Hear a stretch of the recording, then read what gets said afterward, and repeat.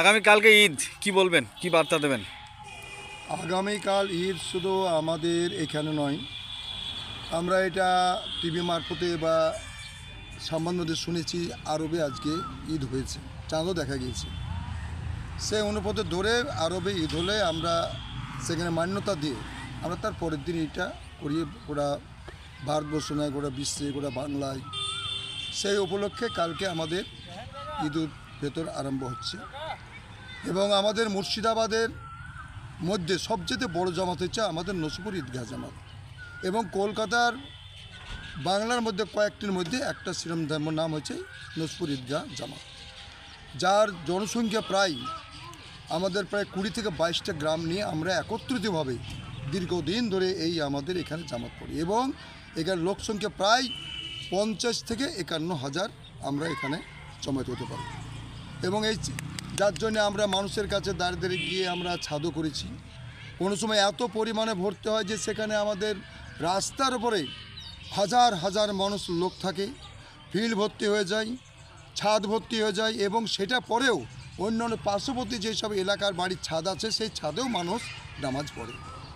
আপনারা এর আগেও দেখেছেন, এবারও আমরা আশা করছি আমাদের প্রায় 50-এর অধিক আমাদের হাজার মানুষ আমাদের এখানে একত্র হয়ে সভাপতি করে আমরা করবো।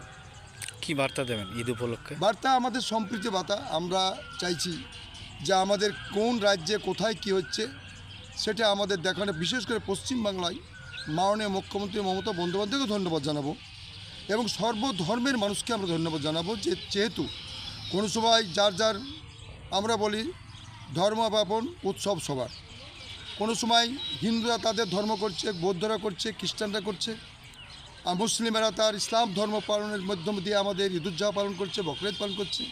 সেখানে যে হিন্দু মুসলমানদের সমন্বয় সেটা পশ্চিমবাংলায় আছে। আমাদের মধ্যে কোনো রকমের হানাহানি নেই, মারামারি নেই। আমরা দুর্গাপুজোতে যেই তাদের সঙ্গে আলিঙ্গন করি, কালী পুজোয় তাদের সঙ্গে যোগাযোগ থাকে। আমরাও তাদের হিন্দু ভাইয়েরা ঈদের সময়, বকরা ঈদের সময় তারাও আমাদের সঙ্গে আলিঙ্গন করে খাওয়ার সঙ্গে আপ্যায়ন করে, এটাই আমাকে ভালো লাগে। আচ্ছা, একটা আপনাকে বলি, যেটা হচ্ছে যে যারা যুবক ছেলে তারা কিন্তু খুব জোরে গাড়ি চালাচ্ছে, সেই সম্পর্কে কী বলবেন? যুবকের সেক্ষেত্রে আমরা বলে দিয়েছি এবং কালকেও বলে দেবো যে বিশেষ করে যারা গার্জেন আছেন তাদেরকেও সতর্ক করব এবং যারা ছোটো ছোটো বাচ্চারাকে 18 বছর, 10 বছর, 9 বছরের যারা যে গাড়ি দিয়েছে, গাড়ির গতিবেগ এত পরিমাণে সে নিজে সেফ লাইফ করার হচ্ছে কেউকে বাঁচান, নিজে বাঁচুন, তা না করে এত স্পিডে গাড়ি চালাচ্ছে, কাউকে মেরে দিচ্ছে, নিজেও মরছে, অন্যকে মেরে দিচ্ছে। আমরা সতর্কতা অবলম্বন করেছি, আমরা পুলিশকে জানিয়েছি, আমরা নিজেরও সতর্ক এবং ঈদগাহে আমরা কালকে বলেও দেবো।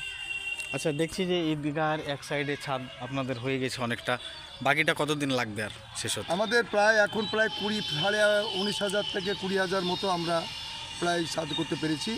আমাদের মোটামুটি এখনও প্রায় 4,000 স্কোয়ার ফিট যদি আমরা করতে পারি তাহলে আমাদের মোটামুটি এই একটা সাইড আমরা হয়ে যাবে। আমরা এই দুটো ছাদে মিলিয়ে প্রায় নিচ উপরে মিলিয়ে প্রায় 10 থেকে 15,000 মানুষ আমরা ছাদে এবং নিচে বসাতে পারবো।